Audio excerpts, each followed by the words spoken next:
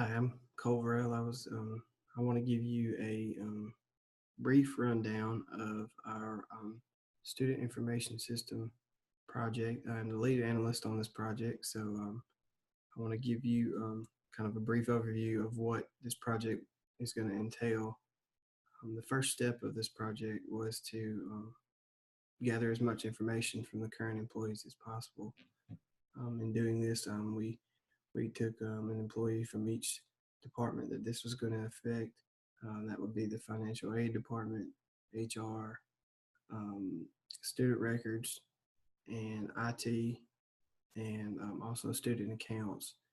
And we asked them some questions to get a better idea of where the current system stands, and maybe some ideas that they had to move in the future to to improve the system that we're trying to implement. And so, some of these questions were maybe how many hours of training did you receive? Um, you know, um, why did you choose this job? Are you allowed to work from home? Is that something that you want to continue to do? Um, and with these types of questions, we're able to get a better grasp of where the system is now and where we want to try to take it with the help of the current employees. And so once we got that together, we came back and we were able to um, also come up with some um, reporting details that we would want from each department, um, giving us even more information.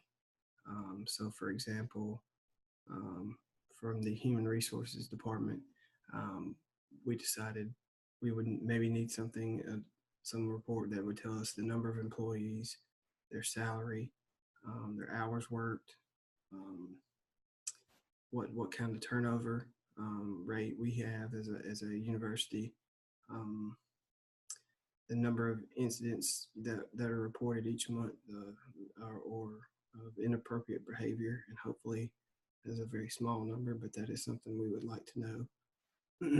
And so that's some example of some reports that we might see that would also help us in implementing this new system. Um, we also have data checks that would validate some of our information. This is on our registration form that we will create, which this is the key form in our system because it's going to drive where who sees it next, so to speak. So, for example, in there's a field for um, financial aid if they want financial aid or not. And so if they choose yes on this, there's a link underneath there that allows them to fill that form out. And so then in turn it is directed to our financial aid staff, and they can proof this form and see if the person is eligible for financial aid, and help them answer any questions they may have about this form. Um, there's validation checks on the ACT score, making sure that there's only a number between 1 and 36 because that's all you can score. Validation check on the social security number, making sure it's in the right format and only numerical values as well. So, and once the registration form is completed, as I've said previous, it's going to depend on the fields that are filled out on that form, what drives it to the next department.